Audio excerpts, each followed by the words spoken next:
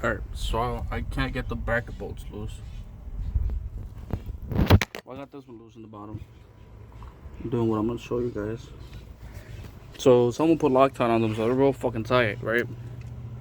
And I couldn't get them up, and I couldn't fit a cheater bar in there, right? So I can have more leverage. So what I thought of is using the jack with my impact, break them loose, right? And I tried using my impact in the bolts already.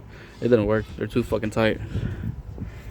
So what I'm doing, I hope it works. I'm gonna use this, lift it up, and hopefully,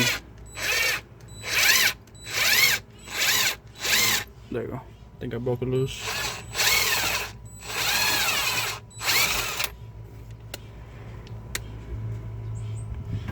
Let's see.